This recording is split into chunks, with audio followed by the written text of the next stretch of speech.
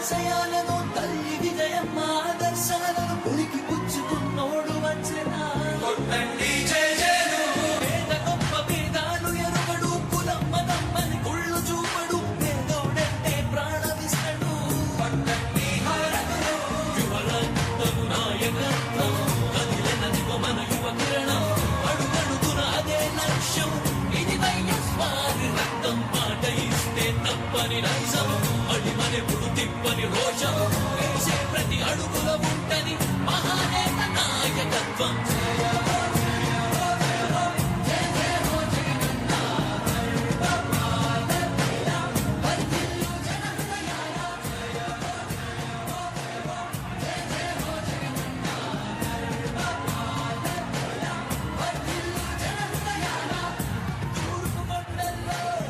ఉదయించే సూర్యుడిలా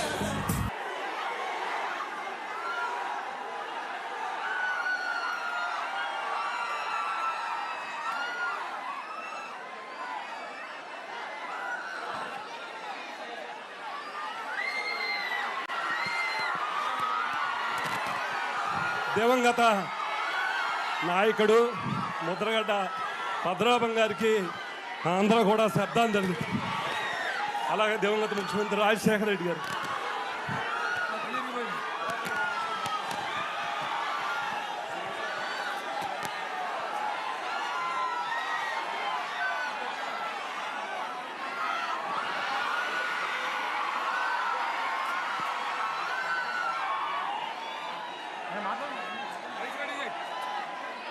mic ready చేయి సార్ది.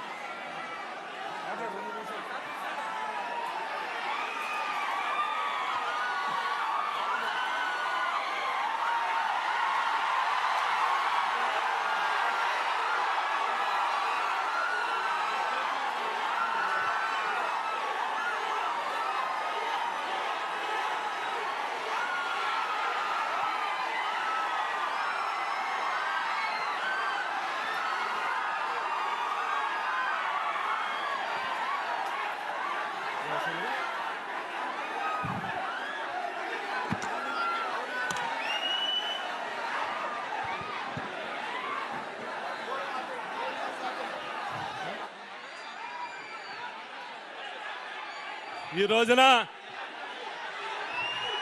అందరూ నిశ్శబ్దంగా ఉండాలి.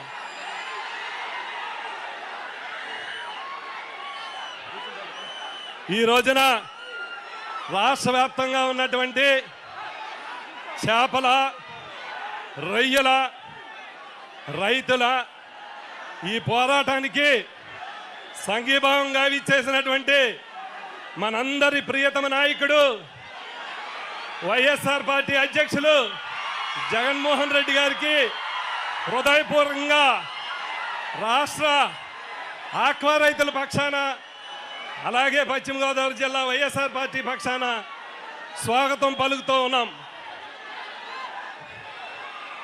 ఎందుకంటే ఈ 2 సంవత్సరాల్లో చేపల, రొయ్యల రైతులు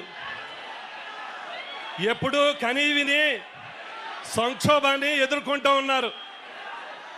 ఎందుకంటే 40 సంవత్సరాల ఆక్వా చరిత్రలో మొట్టమొదటిసారి రైతులందరూ ఇలా రోడ్డెక్కి మేతలు కానీ, రొయ్యలు కానీ తగలబెట్టి నిరసన చేసినటువంటి సందర్భం ఈ ప్రభుత్వంలోనే ఏర్పడింది. సాధారణంగా మనం చూస్తాం, ప్రకృతి వైపరీత్యాలు చూస్తాం.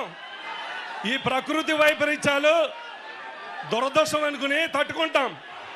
కానీ ఈ 2 సంవత్సరాల ఈ చంద్రబాబు నాయుడు యొక్క సంక్షోభాన్ని ఈ రైతులు ఎవరో కూడా జీర్ణించుకోలేకపోతూ ఉన్నారు. ఎందుకనంటే మొట్టమొదటిసారి ఆక్వా రంగానికి తొలి అడుగు, తొలి బీజం జగన్మోహన్ రెడ్డి గారి దాకా అంటలంతలు అందించారు. రూపాయిన్నరకే కరెంట్ ఇవ్వటమే కాదు, అప్సరా చట్టాన్ని తీసుకొచ్చి ఆక్వా రంగం ప్రభుత్వ కంట్రోల్లో తీసుకున్నారు.